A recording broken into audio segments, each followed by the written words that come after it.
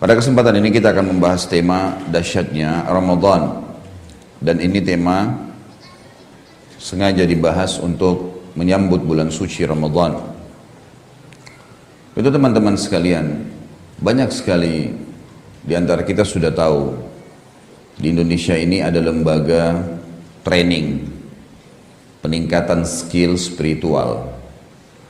Kalau bahasa ceramahnya itu peningkatan kualitas atau potensi keimanan. Lembaga-lembaga ini terkadang untuk meningkatkan satu skill saja, jujur misalnya, amanah misalnya, tanggung jawab misalnya, atau mengingat akhirat, apalah yang merupakan potensi keimanan yang ingin dimunculkan, ditonjolkan, maka membuat beberapa hari pelatihan dengan modul-modul materinya, dan banyak sekali orang-orang dan perusahaan, individu ataupun perusahaan yang ikut, dan mereka ini ikut di dalam pelatihan-pelatihan ini dengan alasan trainernya mungkin dianggap bagus, mungkin materinya dianggap lengkap, mungkin dianggap staff-staffnya juga staff ahli, mungkin multimedia yang digunakan juga canggih. Harapannya adalah pada saat kita menjadi output dari pelatihan ini, menjadi orang yang mencapai target yang sedang kita inginkan dari salah satu atau substansial daripada skill spiritual tadi atau potensi keimanan. Teman-teman sekalian, ini bukan kita bahas dan saya tidak menyorotin satu persatu tentang lembaga ini, tapi yang ada yang saya ingin titip pesankan. Kita sadar atau tidak sadar teman-teman sekalian, sebenarnya Sang Pencipta Allah sudah menyiapkan buat kita. Kalau tanda kutip saya bisa bahasakan lembaga, mungkin lembaga gitu kan. Tetapi ini sesuatu yang di atas dari lembaga. Ada sholat 5 waktu misalnya. Sholat 5 waktu ini kita disuruh absen, melapor kepada Sang Pencipta. Sholat berjamaah rame-rame lebih besar pahalanya. Sebenarnya setiap habis sholat tujuannya agar seseorang itu dengan sendirinya bukan cuma sekedar salah satu substansial skill spiritualnya, tetapi sesuatu yang lebih besar daripada itu. Jadi dia segala sesuatu yang berhubungan dengan perintah Sang Pencipta, larangannya, dia jadi siap untuk menerima, mengamalkan perintah dan meninggalkan larangan. Kita punya Jumat sepekan sekali, tidak kenal dia muslim dari mana. Hadir laki-lakinya di Jumat, ya memang pemimpin-pemimpin di masyarakat, pemimpin-pemimpin di rumah tangga, pemimpin anak-anaknya. Semua ini mujahid-mujahid di jalan Allah disuruh hadir di Jumat, wajib. Ada satu orang yang ceramah lalu menyampaikan nasihat untuk mempertahankan keimanan mereka seminggu ke depan. Kita punya yang lebih hebat lagi lembaganya, Ramadan. Ramadan setahun sekali. Mau laki-laki, mau perempuan, mau orang tua, mau anak-anak, semuanya ikut. Dan Ramadan teman-teman sekalian ini bukan cuma sekedar bulan suci, lembaga training terbesar di dunia. Pesertanya paling banyak, karena seluruh yang syahadat di muka bumi yang sudah balik wajib ikut ini. Trainernya langsung Sang Pencipta Allah, staff-staffnya langsung para malaikatnya Allah. Dan kalau kita mau bicara multimedianya, para ulama mengatakan kalau sekarang manusia bisa memiliki kamera yang kita istilahkan dengan megapiksel, sekian megapiksel, mungkin ada memori, mungkin ada RAM, mungkin ada segala macam istilah yang kita gunakan sekarang untuk komputer kita, untuk HP kita. Semua itu ya dengan tahun-tahun terakhir saja sudah sangat canggih bagi manusia. Mungkin 10, 20, 30 tahun ke depan jauh lebih canggih lagi daripada itu semua. Dan bukan mustahil buku amalnya malaikat yang disiapkan oleh Sang Pencipta Allah jauh lebih canggih daripada itu, mungkin jutaan kali. Sampai sebagian ulama tafsir yang terakhir-terakhir ini mengatakan, maksudnya yang hidup di zaman-zaman kita, mereka pada saat menafsirkan firman Allah, a'udzubillahi minasyaitonirrajim, orang-orang kafir berkata hari kiamat, ma li hadzal kitab la yughadiru saghiratan wala kabiratan illa ahsaha. Buku apa yang kami terima ini? Benar-benar tidak membedakan antara hal yang kecil dan hal yang besar. Kata para ulama tafsir, Yang dimaksud dengan hal yang kecil adalah kedipan mata dia yang pertama, kedipan mata yang ke-100, kedipan mata yang 1000, sampai dia terakhir menutup matanya pada saat meninggal. Hembusan atau tarikan nafas pertama, tarikan nafas dan hembusan nafas yang ke-100, yang ke-1000, yang ke-1 juta, sampai dia terakhir tidak bernafas lagi pada saat meninggal. Gerakan tangan, gerakan kaki, semuanya dari yang pertama sampai yang terakhir. Dengan warnanya, dengan kegiatannya, dengan suaranya, segala macam hal diperlihatkan panjang lebar. Sehingga orang tidak bisa mengelak pada hari kiamat. Jadi luar biasa Ramadan. Sebuah lembaga, trainernya Allah, materinya lengkap, pesertanya terbesar di dunia, kemudian staf-stafnya para malaikat, multimedia yang digunakan jauh lebih canggih, plus lagi gratis, tidak dipungut biaya. Ramadan teman-teman sekalian adalah dijadikan oleh Allah Subhanahu wa taala memang untuk meningkatkan skill spiritual, bukan cuma satu, bukan cuma salah satu substansialnya, tetapi semua skill yang dirangkum dalam satu bahasa agama kita, takwa. Takwa ini artinya semua perintah sang pencipta wajib atau sunnah, semua larangan sang pencipta haram atau makruh, semua yang halal dinikmatin, semua yang haram ditinggalkan, maka ini namanya orang yang bertakwa. Berarti Ramadan targetnya bukan satu ibadah, bukan satu skill, semua skill tidak terkecuali, dan ditekan, ya, dibawa dalam sebuah titik arus di mana kita harus bisa mencapai tingkat tertinggi. Ayat Al-Quran surah Al-Baqarah surah nomor 2 ayat 185. Ini ayat sering kita dengarkan dari para dai-dai dan ustaz-ustaz kita terutama di bulan Ramadan. Cuman kebanyakan diterjemahkan secara letterlet. Kita coba masuk ke makna tadabbur dan makna tafsirnya. A'udzu billahi minasyaitonir rajim. Bismillahirrahmanirrahim. Ya ayyuhalladzina amanu. Yang dipanggil orang-orang beriman saja di sini. Karena memang mereka yang memahami maksud Allah di sini. Ya ayyuhalladzina amanu kutiba alaikumus shiyam. Kutiba, terjemahan Al-Quran kita sering diterjemahkan diwajibkan buat kalian. Kutiba ini bisa berarti tertuliskan, bisa berarti dibuatkan untuk kalian. Kutiba alaikumus shiyam, dibuatkan untuk kalian program puasa. Kama kutiba alal ladzina min qablikum, sebagaimana telah dicatatkan, diwajibkan, dibuatkan sebuah program untuk orang-orang sebelum kalian. Program ini apa targetnya? Puasa Ramadan ini 1 bulan kita disuruh godok puasanya, sholatnya, mengajinya, zikirnya. Untuk apa? Target akhir ayat. La'allakum tattaqun. Agar kalian mencapai tingkat ketakwaan itu. Takwa tadi saya bilang, bukan satu skill spiritual, bukan satu potensi keimanan, bukan hanya kejujuran, bukan hanya amanah, bukan hanya tanggung jawab. Semuanya. Semua yang merupakan perintah, wajib atau sunnah, tidak akan ada lagi dipilah-pilah, semuanya dikerjakan. Semua yang haram plus yang makruh, makruh pun sebenarnya kalau dikerjakan masih tidak masalah, itu juga semua ditinggalkan. Itu orang-orang yang bertakwa, dan itu target dari bulan Ramadan. Teman-teman sekalian, banyak sekali orang pada saat mau tiba Ramadan seperti ini, syaitannya menggoda. Ramadan sebulan penuh puasa, capek, panas, tahan gak ya? Nanti ada sholat malam, nanti ada begini, bagaimana kalau saya kerja? 1000 macam godaan yang dimasukkan ke dalam diri kita. Nanti saya lemas, nanti saya loyo. Semua ini teman-teman sekalian harus dilawan. A'udzu billahi minasyaitonir rajim. Balik semuanya mulai sekarang, sambut Ramadan dengan kegembiraan. Karena Ramadan memiliki banyak sekali manfaat buat kita. Dalam pembukaan tadi sudah saya katakan, lembaga training, kita harus bangga, senang, bahagia menyambutnya. Semua persepsi negatif ini dari syaitan. Kalau orang menyambut Ramadan, yakin dengan keimanan, ini ada fadilah tersendiri yang kita sebutkan. Oleh karena itu Bapak Ibu sekalian, kita harus memiliki sugesti, bahasa ceramah kita, bahasa agama kita, niat yang positif. Kalau kita sahur, Kemudian kita mengatakan sugestinya, sebentar jam 11 saya haus nggak ya? Bentar jam 2 saya lapar nggak ya?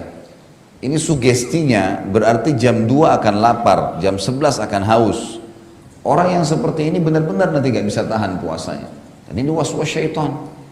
Nggak ada hubungannya sama sekali. Tapi kalau sugesti dia positif, dia mengatakan saya akan puasa sampai maghrib. Buka puasanya maghrib. Saya jamin teman-teman sekalian, insya Allah dengan izin Allah pas buka puasa pun kita walaupun makan sebutir kurma, minum segelas sirup, cukup. Nanti habis tarawih baru kita makan, biasa. Karena sugestinya positif. Banyak orang subhanallah pada saat sahur sampai seperti orang yang sudah tidak karena ketakutan haus tadi waswas syaitan ini sampai minum 10 gelas air. Perutnya sampai kembung karena khawatir haus. Apa hubungannya dia minum 10 gelas air dengan nanti jam 11 pagi? Gak ada hubungannya sama sekali. Tenggorokan itu akan bisa kering dalam hitungan 5-10 menit walaupun minum 10 gelas. Kalau cuacanya panas ya tetap saja kering. Jadi yang penting di sini sugesti. Ada orang juga pada saat mau buka puasa, Masya Allah, warna merah, warna biru, warna hijau, makanan dikumpul semua. Seperti orang yang mau balas dendam. Apa ini? Untuk apa gitu? Jadi apa manfaatnya kita puasa tadi? Coba belajar untuk bisa menjadi orang yang terbiasa mengontrol hawa nafsu, malah pelampiasan. Sampai sunnah Nabi SAW, Bapak Ibu sekalian, makan kurma sehaus apapun. Kata Nabi SAW, sebaik-baik makanan sahur, kurma. Sebaik-baik makanan buka puasa, kurma. Kurma itu buah yang kecil. Saya yakin kita makan 5 butir kurma sudah kenyang gitu kan. Itu yang disuruh, bukan disuruh kita habisin 2 piring, 5 piring. Banyak orang salah paham dan ini waswas syaitan. Bukan tidak boleh makan yang enak pada saat buka puasa, bukan. Tapi jangan berlebihan. Hanya karena sugesti yang salah. Kita padahal buka puasa, Bapak Ibu saya yakin punya pengalaman pada saat beli macam-macam, ternyata yang bisa dimakan cuma 1-2 macam. Banyak yang tidak habis gitu. Ini untuk apa? Nggak ada gunanya sama sekali. Lain nanti kalau kita masuk ke poin-poin program Ramadan yang sebentar lagi saya jelaskan. Puasa juga dari sisi lain, bulan Ramadan ini ada statement para dokter-dokter non-muslim. Termasuk sekarang saya tidak terlintas nama-nama mereka, tapi saya pernah baca dan itu statement yang sangat fair. Jujur mereka mengatakan umat Islam umat tersehat di dunia karena mereka punya 1 minggu 2 hari proses puasa. Senin dan Kamis, dan puasa ini akan menetralisir seluruh makanan, minuman yang diikuti dengan bakteri-bakterinya pun ya yang sudah 5 hari mereka pakai khususnya untuk mengelola makanan dan seterusnya, ini disterilkan kembali dengan 2 hari puasa. Mereka punya sebulan sekali ada 3 hari puasa Iyamul Bid 13, 14, 15. Mereka punya setahun sekali sebulan. Dan puasa ini artinya menetralkan makanan. Kita kalau terbiasa puasa nanti sudah tidak seperti sekarang kalau lagi tidak puasa. Kita bisa mengontrol makanan. Makan sedikit, udah kenyang, udah cukup. Karena memang seakan-akan usus kita itu kembali kepada asalnya yang memang dasarnya tidak perlu ya diberikan makanan yang banyak sehingga dia capek sebenarnya tanda kutip kalau manusia kita itu capek mengelola. Saya duduk sama salah satu dokter senior di Indonesia. Itu sangat tua, Masya Allah, umurnya sekitar 80 tahun. Lalu dia bicara sama saya, sumber penyakit manusia itu di makanan dan minuman. Terutama di malam hari. Sampai mereka naik di atas ranjang, mereka masih bawa makanannya. Sampai di atas ranjang masih makan. Padahal sebenarnya nggak boleh lagi makan itu. Malam itu adalah pembaharuan, orang kalau tidur, manusia tidur, pembaharuan sel-selnya kembali. Jadi apa yang sudah dia pakai seharian di aktivitas yang ketumbuk, yang ini, yang makan sembarangan, yang pedas, yang dingin, segala macam ini harus diperbaikin sel-selnya kembali. Dan itu bagusnya malam hari, makanya lebih baik jangan makan di malam hari. kecuali dia bilang sesuatu yang bisa diserap gampang, cairan, buah-buahan. Kita enggak, makannya malam karbohidrat, nasi banyak, plus goreng lagi. Orang-orang teman-teman di Saudi itu kaget kalau tahu nasi goreng. Nasi kamu goreng, kaget dia. Pisang digoreng, semua harus ada minyaknya, gitu kan. Kaget mereka, pisang ya akhi, pisang dimakan manis. Ya, di Indonesia memang kita goreng gitu. Harus semua, malam, jam 12 malam cari nasi goreng, kan gitu. Kan jadi masalah itu. Ya. Jadi yang tadinya menurut beliau, bahasanya semestinya manusia ini di jam-jam itu, sel-selnya semua diperbaharui, sekarang terpecah. Konsentrasi seperti orang lagi buat banyak pekerjaan. Ada khusus untuk memperbaiki sel-sel, ada khusus mengelola lagi makanan ini. Jadi masalah baru buat dia, jadi tidak maksimal gitu kan. Jadi tidak maksimal. Nah Ramadan itu melatih kita untuk itu sebenarnya. Ya, ada penetralisiran itu dan ini pengakuan dokter-dokter non-muslim. Baik, sekarang kita masuk apa yang harus kita lakukan di bulan Ramadan. Program apa sih yang Allah suruh kita lakukan sehingga kita bisa mencapai ketakwaan? Yang pertama, puasa. Puasa ini yang ditekankan sekali, makanya dikatakan bulan puasa. Syahrus Siyam ini memang ditekankan sekali. Dan puasa ini teman-teman sekalian, kenapa dia menjadi inti ibadah di bulan Ramadan? Karena puasa adalah ibadah yang paling besar pahalanya. Puasa itu yang paling besar pahalanya. Disebutkan jadi sholat, zakat, haji, jihad, bakti sama orang tua, ini kalah semua dari sisi pahala dengan puasa. Sisi pahala. Betul, sholat adalah awal amal yang dihisab hari kiamat, benar. Tetapi teman-teman sekalian, dari sisi pahala nggak ada yang ngalahin puasa. Hadis Bukhari Muslim menjelaskan masalah itu. Kata baginda Nabi SAW, Allah berfirman, kullu amal ibn Adam lahu. Semua amal ibadah anak Adam miliknya. Terjemahan lainnya adalah sudah ditentukan kadar pahalanya. Al-hasanatu bi asyri amthaliha ila sab'amiyya di'fin ila adha'afin katsira. Satu pahala amal mereka, kalau mereka lebih konsentrasi, lebih khusyuk, ya, lebih ikhlas, maka satu pahala bisa menjadi sampai 10 kali lipat, bahkan 700 kali lipat. Yaqulullahu ta'ala, Allah lalu berfirman juga, illa siyam fa innahu li wa ana ajzi bihi. Kecuali puasa, karena dia milikku dan aku akan balas langsung. Jadi hadis ini jelas menerangkan kepada kita kalau puasa adalah ibadah yang paling besar pahalanya. Karena tadi sudah dikatakan kullu amal, semua ibadah dia. Kecuali puasa. Puasa memang sangat besar. Apa sebabnya? Kata Allah SWT, taraka syahwatahu wa ta'amahu wa syarabahu min ajli. Dia meninggalkan syahwatnya, makanannya, minumannya karena aku, kata Allah. Lis-shaimi farhatan. Untuk orang yang puasa, kata Allah, aku siapkan 2 kegembiraan. Farhatun inda fitri, kegembiraan pada saat dia sedang berpuasa, berbuka puasa karena hausnya hilang. Wa farhatun inda liqa'i rabbi, dan kegembiraan pada saat dia bertemu dengan Tuhannya. Wala khalufu famus sha'in atyabu indallahi min rihil misk, dan bau mulutnya orang yang sedang puasa lebih wangi di sisi Allah daripada bau kasturi. Ini di sisi Allah ya, jangan salah faham. Nanti kemudian bau mulutnya Ramadan tiup-tiupin ke orang, nah, wangi ini karena Allah. Nabi bilang kalau itu lebih wangi dari bau kasturi. Ditanya di mana Ka'bah? Di Mekah.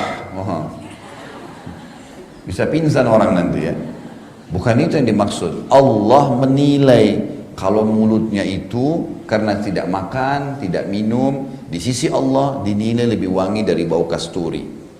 Ada sebagian ulama yang mengatakan yang dimaksud adalah Allah Azza wa Jalla akan memberikan kelebihan orang-orang yang berpuasa di hari kiamat nanti di surga. Setiap ngomong maka akan keluar bau yang lebih wangi dari kasturi. Itu yang dimaksud sisi makna yang lain.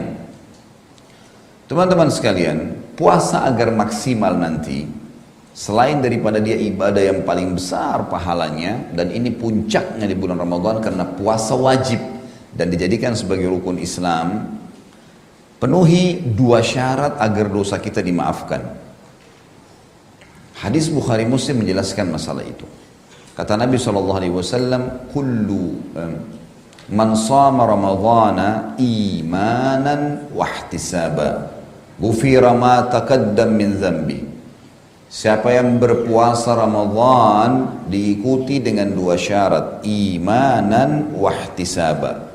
Imanan karena keimanan, karena tahu ini Allah dan Rasulnya yang perintahkan, maka saya kerjakan. Jadi bukan karena seluruh anggota keluarga lagi puasa, bukan karena semua teman-teman berpuasa, bukan karena lingkungan semuanya berpuasa, tapi karena Allah dan Rasulnya yang memerintahkan. Berarti walaupun kita sendirian tetap kita kerjakan. Wahtisaba, ihtisab mengejar pahalanya. Kufira ma taqaddam min dzambi, dibersihkan semua dosanya yang lalu. Harus itu. Gembira mestinya sambut Ramadan itu. Luar biasa. Ibadah wajib yang paling besar pahalanya lagi. 1 bulan penuh maksimal. Kemudian juga bisa membersihkan dosa-dosa kita yang lalu. Jadi dalam satu ibadah bertumpuk sekian banyak fadilah. Ingat, jangan pernah nodai puasa kita dengan dosa.